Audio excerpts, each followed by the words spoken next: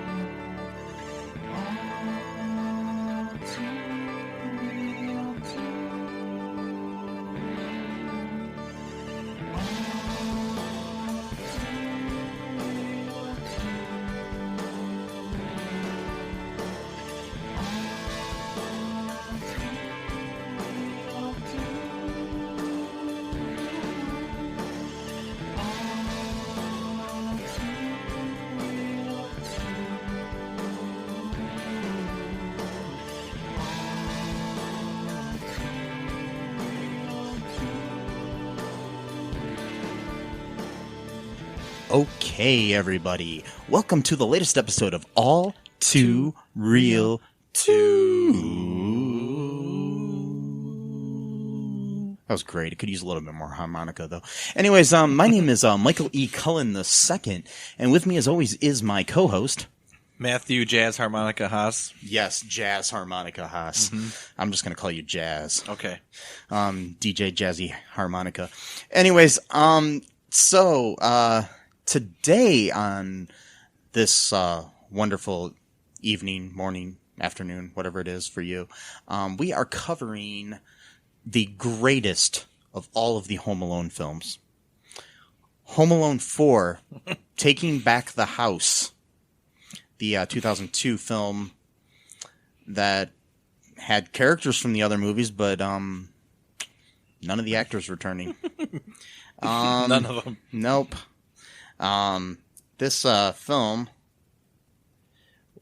was directed by Rod Daniel, who passed away recently, I guess, or a few years ago or something like that, so respect there. This was the last film that he directed. Whoa.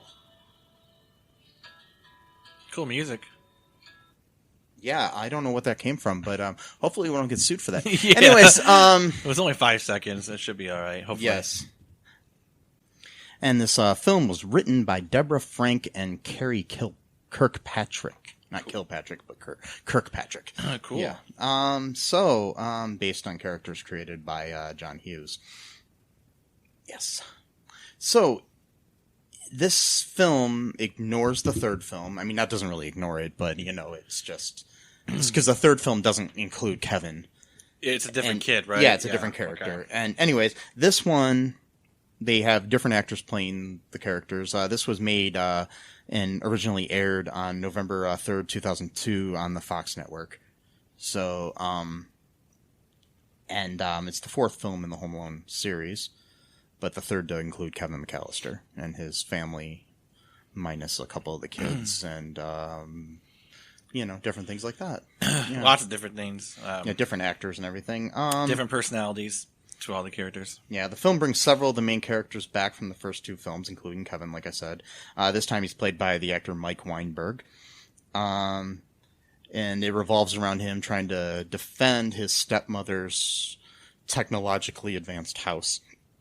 Yeah. Smart home, or whatever you want to call it. 2002 is pretty... His not his stepmother, but his future stepmother, I should say, because that's right. It's the soon-to-be fiance to his dad, who is now split with his mom. When we begin. And he's trying to protect it from Marv, who was played by Daniel Stern in the first film. Now played by French Inspector Gadget 2 Stewart. Yep, that was a doozy. That was a great movie. Yes. Yep. Yes, I love French Stewart, but... Me too. Yeah. But sometimes it's sad to see someone have to take on, shall I say, humiliating roles, even though he's much better for it. But, you gotta do what you gotta do, right? Yes. It sucks, but... And this time around, his buddy Harry, who was played by Joe Pesci in the original film, is no longer with us. We don't find out if he's dead, gone, in jail, forgotten, abducted by aliens, whatever. I don't know where he is. Anyways, they might as well have done that for this movie. It's so far-fetched. I mean, and his partner is now his wife Vera, played by the beautiful Missy Pyle. Not her best performance. Not a bad performance. Not French's best performance. Not a bad performance either. But I mean, you work with what you got. I mean, yeah, they're probably the two best actors in this movie. Yeah. I mean, I would say in certain ways. I mean, if you're given, no, I'm not gonna say it. I'll just put it more nicely. You work with what you got. So if you don't got the greatest script of all time, you're gonna have to somehow make it work. So make it work, as Tim Gunn would say. Anyways, oh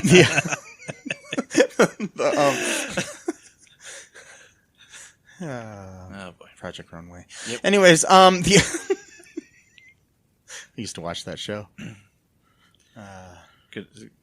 Oh God, I was thinking of James Gunn when you said Tim Gunn. No. Okay, never no mind. relation. Okay, I was like, wait a minute. But anyways, that was Tim Gunn's catchphase on that show. He'd be like, giving mentorship to the designers on there, and then they would be asking him advice, and he'd be like, "Make it work, make it work." Whatever. I'm remembering this from like 10 years ago when I watched the show. Anyways, so that was a little weird transition there. Anyways, so what else happens in this movie? So do you want to tackle that, Matt? Yeah, I'll give you just a little rundown here. I'll ask Jim Halpert to fax his dad and ask him what a rundown is. Yes. Anyways, the rundown here is that Kevin's dad shows up to ask his ex-wife, soon-to-be ex-wife, if it's okay if the kids go to his house for Christmas. By the way, the dad's played by the actor from Chicago PD, who's like the chief or whatever, the guy with the raspy voice. I forgot his name, but that's the dad. So Jason Beghe, Beghe, however you pronounce that. Okay, yeah, he plays Peter McAllister. That guy, yeah. So he asks, and she says, well, you'll have to ask the kids, and they all kind of refuse because the mom is shooting them shadows at them, to make sure that they say no, because he has to prove their loyalty, that they love her. So she's already playing the soon to be divorced parent of, if you love me, you'll hate your other parent, type of thing. So, good psychological health we got going on already, starting this in this film. So they all say no. Dad walks away, kind of like, oh, whatever. And then Mom goes out either on a date or just has to go out or whatever, and has Kevin's older brother babysit him. By the way, Kevin's older brother de-aged from the first two movies here because he was about 16. Go watch the first one. He's about 16 I know, years old. It seems like it. I don't know. It's hard to say. And they eliminated two of the siblings. Oh, he had more? How many siblings did he have in the first movie? In the first movie, he had two sisters and two brothers. Okay. Yeah. I didn't remember. All right. So, yeah. So So two of them. they eliminated one of the sisters and one of the brothers. Okay. So, yeah. So we don't know what happened to him. So it might just be that they combined the two brothers into Buzz. Okay. Yeah, made him like a composite character. Yes. Okay. So that's happened. So he de-aged or he became fused with another person, and then they formed their own little hybrid being. And then he picks on Kevin all night long, makes him do all the chores. It's pretty cruel, like slams his hand with a garbage lid really hard. Like that's not just regular picking on your little brother. That's like, actually kind of abusive behavior. And then, then Kevin waits up for his mom to get home, says that he wishes that he didn't have a brother or sister. His mom kind of scolds him a little bit, saying, it's not a nice thing to say. And then he goes to bed. Kevin then decides to take his piggy bank and then calls a taxi. The taxi driver is, of course, stereotypical Russian kind of person. There's always got to be an ethnic stereotype in these movies somewhere. Oh, yeah. Somewhere it's got to happen. Well, you need a Russian driver because, we learned that from Bigger, Fatter, Liar. You need a Russian driver. Exactly. It's right. Yep. That was another great one. Yes. Actually, it wasn't that bad, no. to be honest. But so then he makes a comment in a obviously fake Russian accent that they think is supposed to be a Russian accent, and then he shows up at this really big mansion that is his future stepmother's house. I'm not sure where all of her money comes from. I know that she does like fundraising for all of these like royal families. I don't know if she's connected. They didn't really explain how she's connected to all of these people. So it's one of those movies it's okay. where it's probably something that didn't even need it. Yeah. It's one of those movies where you don't know how a person got whatever. So she's nice at first, and she's like, "Oh, that's such a great thing that you came over and show Kevin the the secret room or the extra special room." And it was really creepily special guest room. Yeah, and it was really creepily said both by her, the future stepmother, and the Molly, the maid. And she's like, "Oh, the extra," just a really weird vibe. And then Molly, that room's like played by Barbara Babcock. Ooh, I like that name. Mm-hmm. That's a cool name. Yes. And anyways, I'll speed this up a little bit because I don't want to talk for 2 hours about this movie. But the movie's only like an hour and a half. Right. So the room is like full of toys and shit. And he has a blast. He wakes up next morning. She shows up on his TV because again, it's a smart home. Asking him what he wants for breakfast. He can have whatever he wants, blah, blah, blah. He meets the butler, or not the butler, like the guy, I guess, who's like head of security or something like that. Yeah, Mr. And Prescott. He's not a big fan of Kevin. And Kevin. Played by Eric Avari. Yeah, he's been in a bunch of stuff. They're not fans of each other for some reason, mainly because Kevin asks him to make him a milkshake, and for some reason, and the guy didn't like that. So, by the way, so the dad's like, "Oh, I want my kids to come over for Christmas." And then, like, they leave for, like, half of the trip to go on all these, like, business trips and stuff. And it's like, okay, dude, if you want your kids to actually be with you for Christmas, you actually have to, like, be there with them for Christmas. Kind of defeats the whole purpose of, like... Yeah, but then the movie would be called Home with My Dad and His Future Wife. Well, I know it would be called that, but it would still make sense. What I'm saying... Home Alone makes sense in the context that they accidentally left him home alone. Yeah. Because there's too many kids and they forgot Kevin. So that makes sense. This one he isn't even ever really alone. In this movie, yeah, he's never alone, and he wasn't, and it wasn't like they forgot him. It was like they went out of his way to say, "Hey, come over to my house." "Oh, now that you came over to my house, we got to get going. Have fun though. There's cool stuff here." Like, what?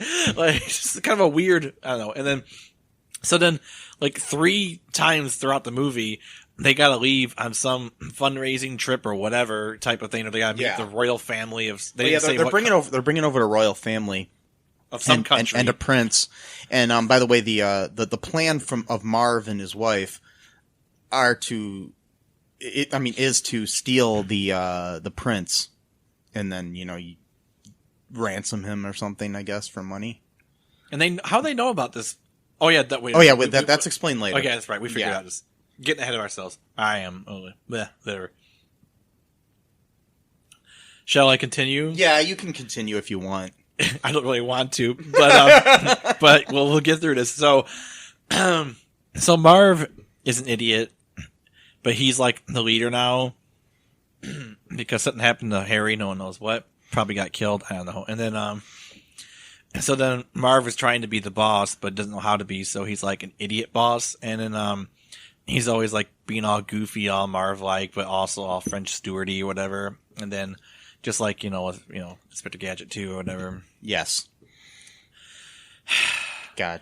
So, the first thing happens is that Kevin goes into the living quarters of Mr. Prescott and is checking out like all of his cool security cam footage stuff. Guy yells at him, tells him to leave, and leaves the room. Mr. Prescott somehow goes missing, doesn't show up for a long time. Burglars come in. It's Marv and Vera, and Kevin's trying to call Mr. Prescott. Nowhere to be found. Doesn't help him out. Whatever. So then Kevin, true to form, does all of his little weird tricks to stop them. Because they're called the Wet Bandits, he thought it would be funny to flood the house, to try to flood them out of the house as a sort of callback, like saying, "Hey, I know who you are, so I'm going to use your own little trick here to then get you out of the house." But he floods the entire house, but also like shoots them with like really high pressured water that I don't think any shower would actually ever have, because that would could kill you. So yeah. But the logic in this film makes no sense. It doesn't. So he shoots the physics and everything. It does. None of it makes sense. No. So, and also there's a lot of really dumb handheld camera shots that drive me crazy. I hate these shots. I don't know. Like I was telling cinematography is just cheap. Yeah. Like I was telling Mike about jazz harmonica. I hate jazz harmonica, and I hate these little handheld shots. There's something really disorienting. But I thought you changed your name to Jazz Harmonica. I did, but I hate it. But I changed it. So you're trying to say you hate yourself? I'm confused. No, I hate my name that I changed it to. Yeah. Well, you can change it to something else if you want. No, I'll let you, man. Fine. You can. Well, I don't need your permission to change my name. But I'm in charge of name changing in the world of All Too Real. Okay, too. Well then that's just a new made up rule. But yeah, okay. It's the rule, man. All right, I'll change it to DoNationRewards.com. That's my middle name. Why don't we just call you Matthew Allen Haas? Okay. All right. Okay. Anyways, so then, in the movie, they okay. What happens next? You want to take a break? Just 1 second. Yeah, go ahead. Let's do it. Yeah. Let's take a break from a word from our sponsors for some products and or services, or I don't know, another podcast or whatever, something that's better than trying to talk about this movie for a minute. Sure. Go products. Yep. Go. Hello, I'm Tom, and I'm Brian, hosts of Be Hero Fights, home of the greatest debates of our time. We tackle the tough topics such as Fortnite vs. Call of Duty, McDonald's vs. Burger King, John Wick vs. Wait, is that really fair? Nevertheless, join us weekly on Spotify, Apple, Google, and pretty much anywhere you can find podcasts. And hear the madness ensue. And as always, fight on. Hey folks, this is Michael E. Cullen II from the podcast that you're listening to right now, along with Matthew Haas. We just wanted to tell you about our great podcast called Super. It's called All Too Real. And on that show, what do we do, Matt? We watch biopics, and then we talk about whether or not the movie matched up with the real story or not. So it was a lot more exciting than that, though. Yeah. So we We analyze the real story and the real story. Get it? Get it? Real. Yeah, they're spelled differently, Yeah. folks. You can guess which one I said which way. Uh-huh. Anyways, so sometimes we have guests, sometimes we don't. But we talk about great movies like Shattered Glass and The Social Network and Futile and Stupid Gesture, among others. Those are some of the ones that we've covered so far, and we're going to cover a lot more. So please subscribe on Stitcher, Apple Podcasts, Google Podcasts, wherever you find your great, fun podcasts. And be sure to share it with your friends. Do it. Do it. Do it. And make sure you're not afraid to get all too real. Bye-bye. Okay, and we're back and refreshed. I had some Mountain Dew. Yeah, man. Yes. You know, and if you would like to sponsor us, Mountain Dew, you can contact me personally, and I will be your poster boy. Yes, your poster boy for Mountain Dew. Yeah. My name is Michael E. Cullen II. You can contact me at mike@cullenpark.com, and I will be your poster boy. And I can do music for you. Yes. So what we'll do, it's a combined effort. I'll just stand there on the poster and in the ads. I won't say anything or do anything. Well, I might do something, DEW. But, you know, Matt will play music. Yeah. And I'll just stand there with a bottle of Mountain Dew.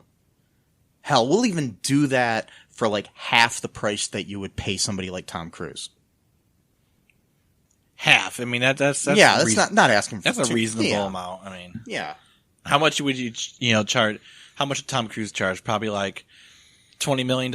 We'll take a cool $10 million. Yeah, I it's mean, not a big that's deal. not much at all. We'll do it for that. You know, hell, I'll do it for $5 million, and Matt'll do it for $5 million. So there you go. So then it's $10 million. Wait. Okay, so back to the Home Alone 4. Yep. Greatest movie of all time. So you need to get out more. Yep.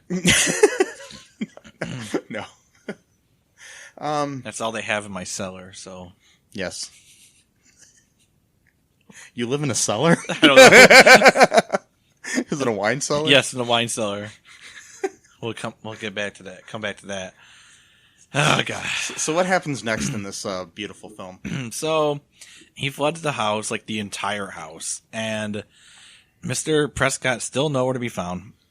His dad, and his future stepmother come home, and then she screams as soon as she steps in the water, and then he tries to tell them what happened, that there are burglars, and like total normal parents, they just don't believe him. Like they're just like, nope, there's no burglars here. You're lying. So go to your room. Like, okay. And then he says, because kids make that up all the time. Yeah, man. And it's not like Kevin hasn't encountered burglars twice with the same person. Mm-hmm. And he explained it was the same person. Yep. But in this canon, though, it's implied that he never told his dad about Harry and Marv, which is kind of strange. So you've experienced these people twice now in two different cities, and you never thought to tell your own dad that situation. Okay. Well, we all keep things from our parents, I guess, but yeah, like all those times that people rob our houses. Yeah. Yeah. Totally. Why wouldn't? I mean, I don't know. Like that when that time when I swore that someone entered my bedroom, and then no one did believe me, but I was like, oh, I'm going to keep that to myself. No, I told them straight away. Some dude in a hoodie, which looked very much like a neighbor that lived across the street from me, just happened to be moseying about, mose about, not sure if that's a word, but moseying, how's that word go? Moseying? Is that? Maybe? I don't know, whatever. Just walking around. And then he saw me wake up, and then he just kind of did like this little like shifty like almost like a person, like almost like a person like Marv would just kind of like scooch back, like ooh. Was he just watching you sleep? No, it was like I woke up as soon as the door opened. Oh, okay. And then I saw it because I'm a really light sleeper when it comes to hearing my door being unlocked or just opened. Like other things, like I can sleep through, but I hear that little tiny jiggle, and then it wakes me up. So I heard that. I saw this dude in a hoodie, like a black hoodie, just standing there for a second, and I just kind of like, wiped my eyes like, oh, hello, whatever. And then like the person just like kind of shimmied out, like almost like you're dreaming type of thing. Like that's literally what the person did, which kind of made me laugh almost because like this is the most hilarious thing ever. like the dude is literally trying to make me like you're just dreaming, man. Like oh my God. And then and I know it was someone because later on I saw someone. And then you're like, this isn't a dream because there's not a sexy woman with Abraham Lincoln's head here. So yeah, why? exactly. Come on. That's what everybody has in dreams. Right? I mean, for me, it's George Washington's head, but whatever. Yeah, gotcha. Yeah. And Donald Trump's hair. So Yeah. Anyway, I don't know. That's weird. But, okay.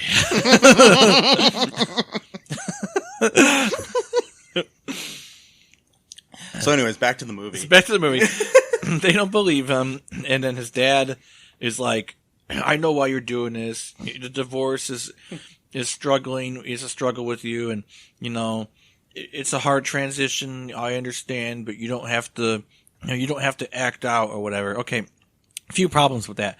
So, there was no indication whatsoever that Kevin even acknowledged that a divorce was even taking place, so he's probably living in some kind of form of denial.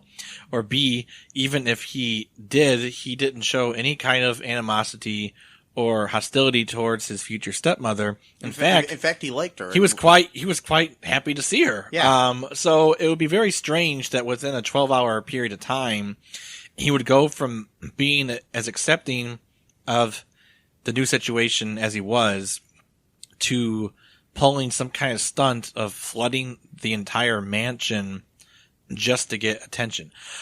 So anyway, so he accuses Mr. Prescott of being like an inside man already, which is kind of like, that's kind of, in of itself kind of like, okay, dude, that's kind of a weird leap of logic. I mean, one burglary and you just assume that the guy is behind it, whatever. But, they say, no, you're a lying piece of shit.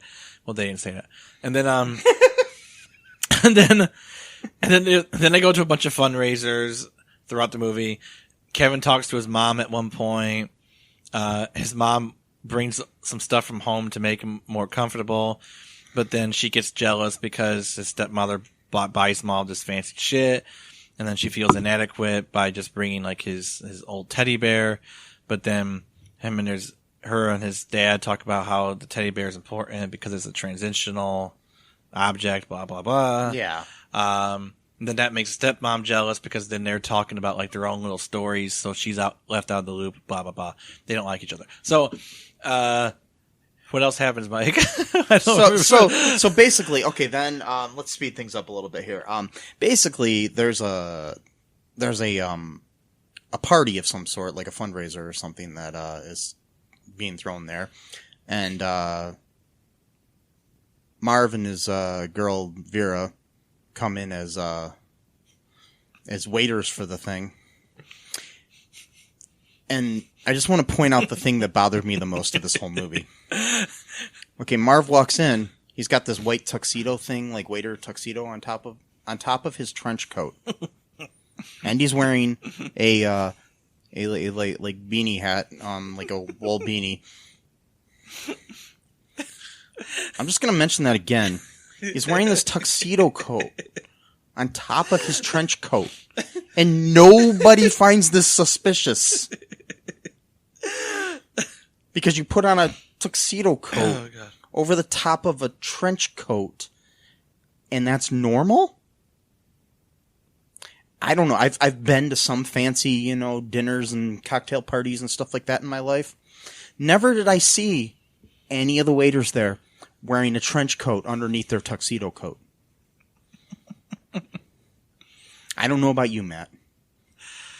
Hey, man, it's just a personal style. I mean, they're very open-minded, I guess, about people wearing what they want there. So. Usually there's a strict dress code here. I mean, my dad used to be a bartender at a lot of parties and stuff, and he had to wear like a little, tuxedo coat thing and a bow tie and whatnot. And I don't know. This is a very strange stepmother here. She's very rigid about some rules, and other rules doesn't matter. So Well, she wasn't there at that night, so maybe she didn't have any oversight over what people wore. But Mr. Prescott, Mr. Prescott should have. yeah, and he didn't even notice. Yeah. You're right. He just So he's not blameless in this thing, man. That's all he's I'm not. saying. He doesn't pay attention to what he's doing. No. So So that's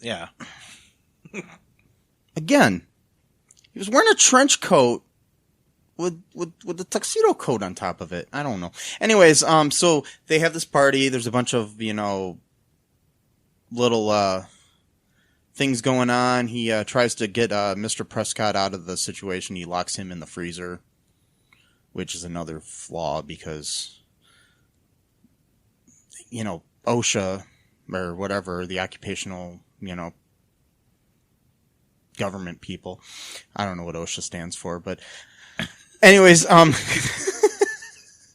they require that you have a way to get out of a freezer from the inside. yeah. There is. So you don't have, situations where you end up having a bottle episode like they did on the Brady Bunch where the kids were locked in the cooler at Sam's meat place or whatever.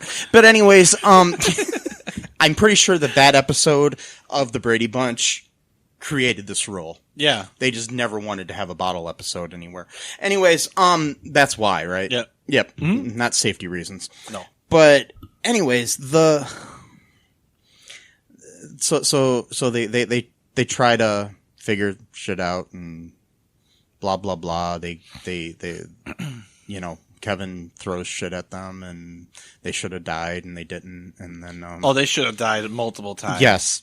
During this one scene or this one segment alone. I mean, Marv should have died in the first movie. Oh yeah, he should. So I mean, he talked about scars. He's got more than scars. Okay, he's got probably freaking chunks out of his flesh from all the shit that Kevin did to him. I mean, need I remind you? Didn't he freaking tar and feather him in the first movie or something like that? yeah, I mean that would have killed him and alone. they had paint cans and hot irons and other things hit them in the face and stuff in the hands and whatnot. Anyways, so. A dresser falls on him in this movie. Yes. Like a huge, Tall dresser. probably weighed like 500 pounds, crushed him. Yeah. Made of solid wood. And he got up, he was fine. Whatever. Yeah.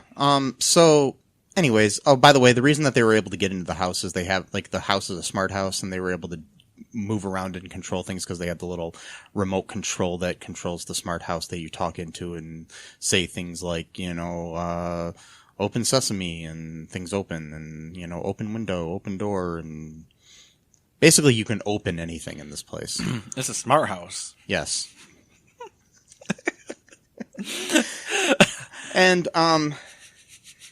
then after all is said and done, okay, so that party happened, blah, blah, blah. He gets blamed again. Yeah, he gets blamed again for what happened at this. And then, we have a situation where, later on, Marv and Vera come back. Yeah. They come back. Well, stepmom gets mean now. Yeah. Basically tells She Kevin basically threatens Kevin that he'll and never his- be able to and come his to little her. teddy bear. Yeah, he's right. She's got to threaten his teddy bear, his transitional object, which, that's a pretty cruel thing to do as a step parent, to threaten some anchor type of object, that a child needs to get by. You don't threaten Linus's blanket. That's don't basically do what it. is. Yeah. Anyway, she threatens him, saying if he ever acts out again, he's never going to be able to see, never going to be able to go to her house again. But also strongly implies that she's going to keep his dad away from him. Yeah. He's never going to be able to see his parents again. Yeah. Again, So again, perpetuating the stereotype of step parents being. oh, bad I know and that's evil. why that turn really kind of made me mad about that.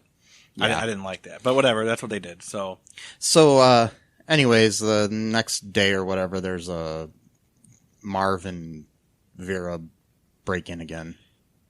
for the third time. Yeah. And then, is this when the big reveal happens? Yeah, because okay. Kevin locks Prescott in the wine cellar because he thinks Prescott's in on the thing, and then he goes and tells Molly, the maid, that I eliminated the inside man, and she says, no, you didn't, because I'm the inside man, or whatever. She doesn't say it like that, but that's basically it. No, she's got a stereotypical Irish accent, too. Yeah. She's a nice old Irish lady, but not really, Nice old Irish lady. Anyways,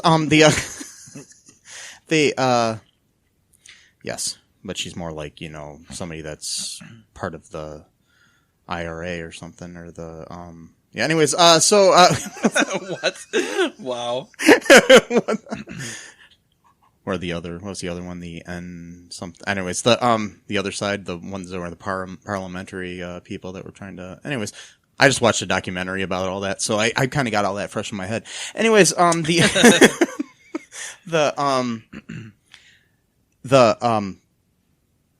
get the reveal that Molly is Marv's mom. Dun dun dun. Yeah, that's the second big reveal. Yeah. So, and Prescott's a good dude, and so she locks Kevin in the wine cellar with Prescott. Kevin tries to call his mom a couple times, is thwarted by Buzz being a d-bag, and then this is all using Prescott's cell phone, and which he doesn't realize he has right away, which I think is just kind of funny. Anyways, but then she tries to call. I mean, he tries to call the mom, and the mom can't hear him because it's all fuzzy and stuff. And so the mom calls the house. Molly lies and says that Kevin's out with his dad and stepmom, or future stepmom, Natalie. Anyways, Mrs. McAllister calls Mr. McAllister, and he says, nope, he's at home. And she gets worried, so she's going to come and make sure that Kevin's okay. This is where evil stepmom still thinks he's lying. It's like, okay, so you think Kevin put Molly up to lying about him being with... That's a weird, elaborate lie. Like, exactly. So she's like totally anti-Kevin at this point in the film. I mean, maybe Kevin, whipped out his good Molly impersonation or something. I don't know. Totally. Yeah, Anyone could sound like an Irish woman just like that. Yeah. Apparently. I don't know. Well, I can, yes. No, it doesn't sound Irish to me. It sounds more like British to me. Okay. Cockney almost. Oh, all right. Michael Caine. Yeah. Oh. Michael. Michael. There we are. Anyways, Hell. I'm going crazy. Yep, I know. So basically what ends up happening is, he gets out through the dumbwaiter in the basement, which takes them for like ever to realize that takes Prescott forever to realize that there's the dumbwaiter is behind a bunch of boxes in the wine cellar. Anyways, so he gets up into the dumbwaiter, gets out there, and then he basically, should have killed all of the people several times, but somehow they survive every time that he hits them with things and does all of his Kevin McAllister type of shit that you see in all the movies. Falls down flights of stairs. Yeah. Gets hit in the head with like 15-pound paint cans going at like 40 miles per hour. Yeah. Yeah, and, normal typical stuff Yeah. that happens to all of us every day, and then we, just brush it off. It's just like stubbing a toe. It's nothing bad. Anyways, the whole thing, basically ends up getting solved, and Prescott helps a little bit, and blah blah blah. The parents both come there to see, because Mr. McAllister basically tells Natalie, like, F you, I believe my son, I'm gonna go check on him, and takes a cab there, and then Mrs. McAllister and him both show up at the same time. They both go in there. Marv and Vera are about to run out the back door, and my favorite. Kevin's brother and sister go around the back, and they trip them, and then they go flying like a fucking Superman into the bushes. Yeah, so instead of getting tripped, instead of falling down for getting tripped, they actually defy gravity and go further upwards. Yes. Which is interesting. Yeah, and then land in some bushes, and then the kids sit on them until the cops come or whatever, and then the prince and the queen come to the place with Natalie, and because they were picking them up at the airport, and Mr. and Mrs. McAllister decide that they want to get back together, and that basically Mr. McAllister was just infatuated, as he says, with Natalie. Basically, just says that he was He a nice confused flame. he confused infatuation with love. So basically, he was just screwing her, and He got enough. he thought it was love, and now he's going to get back together with his wife, who's going to just readily take him back after he was screwing some random rich chick. Yeah. Anyways, It's normal. yeah, because that's how life works. Yep. And the McAllister's reality, it does. And so they invite the prince to come over and hang out with them because, that's normal too, secure right? and Yeah, that's secure. Just have a prince royal family just hang out in some random normal house with no security, nothing, just hang out. Yeah. yeah. So I don't know. Anyways, and then the credits roll and everybody's happy. Oh, the stepmom cried because the Prescott quit. Oh yeah, Prescott quit. Molly got arrested, so she had nobody So to. now she has nobody in her life. She's just all alone. all alone on Christmas. Yep, that's a great ending to a story. Yes, it was happy. Alone in her mansion by herself with a bunch of wine in the Yes. cellar. She probably got drunk and ended up Yeah, drink alcohol poisoning. And leaving Las Vegasing herself. Yeah. Yeah. Anyways, so we're gonna take a break here right now. And when we come back, we're gonna talk about some trivia about this film and read some reviews from some people on the Internet Movie Database. all right. But here's some products and or services. Hi, folks. This is Michael E. Cullen II from the podcast that you're listening to right now, along with Manager Matthew Haas. you got promoted. Yes. Damn it. Okay, anyways, folks, do you like the show Superstore? I don't know. I asked the folks and nobody's answering me. Because they're not here. Oh, but we love damn it. Yeah, we love it, though. Okay, folks, if you like it as much as we do, you're really going to like the Super Story podcast, which is a podcast where Matthew and I go episode by episode and give our little opinions and thoughts on it. Sometimes we have guests, sometimes we don't. Just depends on how we're feeling. Yeah. And, so if you like this podcast and like our little crazy banter, Then you should definitely check this out. Or I might get sad. And when I get sad, it gets pretty sad. So I can't deal with him when he's sad. no one can really. So Yeah. So check out Super Story Podcast right here where you get this podcast, Super Story Podcast. Do you have dreams that you want to achieve but are scared to do so due to self-doubt, fear, and other people's criticism? I have just what you need. You need a dose of the Living the Dream with Curveball podcast, where I interview guests that will motivate and inspire you to stop at nothing to achieve your dreams. And always remember, if you believe, you can achieve.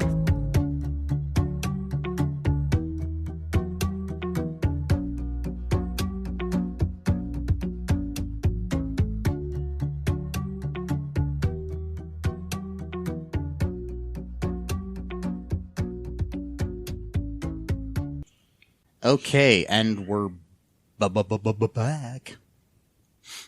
I don't know what that was, Matt. back. Back from break. Anyways, so here's some trivia I found on the Internet Movie Database about this wonderful film. Daniel Stern, who played Marv in the first two films, was approached to reprise his role in this one. Stern quickly declined, calling it an insult, total garbage. And on the other hand, Joe Pesci wasn't offered to reprise his role as Harry. Instead, Harry's name was only mentioned.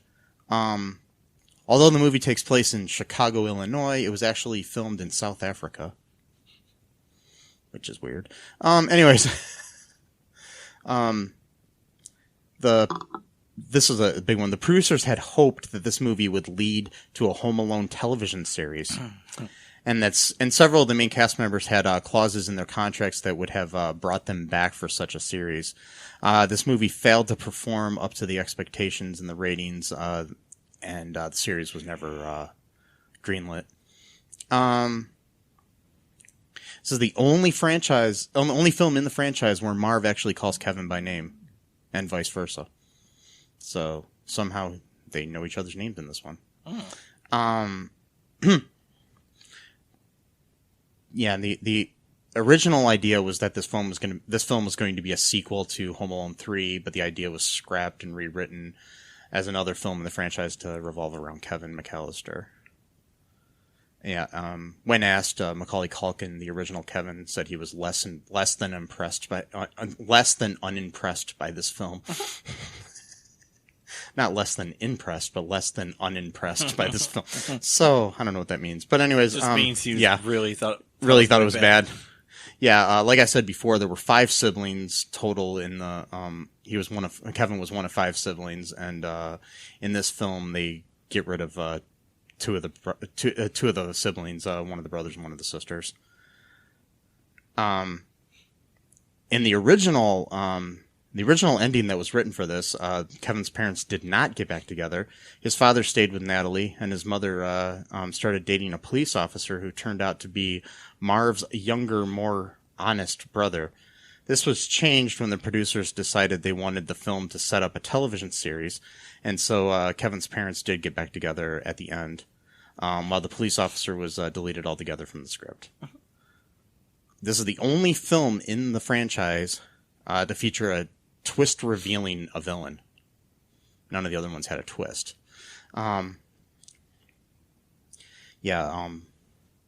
Despite the title, Kevin is not home alone, but in the care of his siblings in the one part, and then he's in the care of other people. He's never really alone. He's never alone, no. Yeah. In the previous films that involve Kevin, he and his family are very wealthy and live in a much larger house, though in this film they are middle class. Mm-hmm. So, yeah, don't know how that happened. Totally different looking house, too. Yeah, because in the first one, the house is huge. Yeah. And it's like they're having like 40 people stay there before they go on their big vacation. And it has like 3 stories and stuff, and, like it has like a big attic, and I don't know, it's just... Totally. Yeah. Okay, I found one so far. I mean, there's hundreds of reviews here on the Internet Movie Database, user reviews. I found one that called it an okay movie! ! This is from CM Howell 99 from November 4th of 2002. Saw this last night on ABC. I guess maybe it was on ABC. I thought it said it was on Fox. But anyways, the film stunk at first, but it got pretty good after 30 minutes. In this film, I think Kevin is younger than what he was in Home Alone and Home Alone 2, Lost in New York. Kevin's parents, Peter and Kate, split up, so Kevin goes to stay with Peter and his girlfriend, Natalie. Then 2 burglars come along. One of them is Harry. No, it's not. It's Marv. Thank God. And it says Harry isn't voiced by Joe Pesci, instead is voiced by French Stewart. So is this an animated film? I didn't know that. What? Wow. Peter and Natalie think that Kevin is pulling something, and Kevin gets in trouble, blah, blah, blah. So, anyways, yeah, this is a bad review. I'm not even going to read it. It's not even funny to read.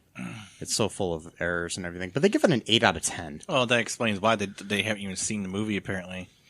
Or they didn't understand it. Or they're on drugs. They think it's an animated film. Honestly, I would have thought that he was Harry instead of Marv, too, because he looked more like Harry. I know, but they kept calling him Marv throughout the whole movie, though. Yeah. So I could understand at first thinking it's him, but... I mean, at first I thought he was French Stewart. Anyways, Wow. Oh, God. Okay, I'm going to read one here that's a bad review, a 2 out of 10 here for the movie. Okay. They even gave it 2. Wow, okay. This is from Pixar 01.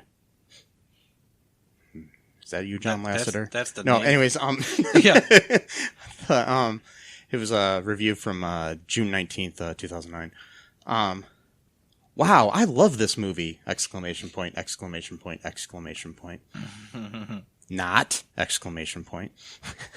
This is the worst movie I have ever seen in the past 15 years. I remember watching this movie 5 or 6 years ago with my parents, and I never thought there could be a more bad acting film. Okay, that's grammatically weird. Anyways, I have been attending drama classes for about 2 years, and I know that I'm not a very good actor. However, I now know that these individuals could not get any worse in acting.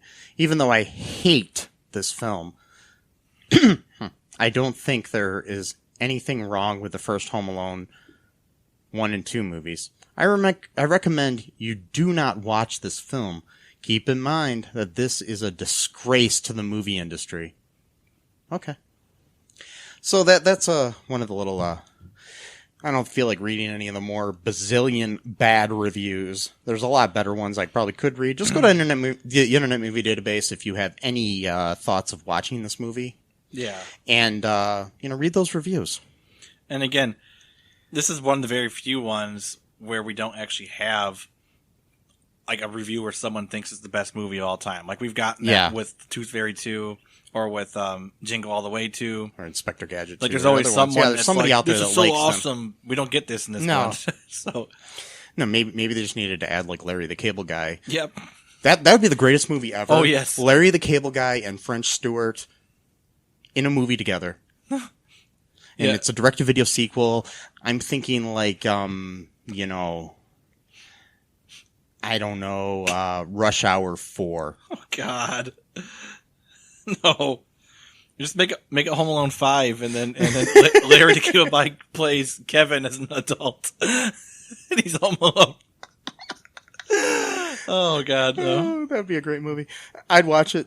Anyways, Matt, would you recommend this movie to anyone? No. Even your worst enemy? Oh, my worst enemy.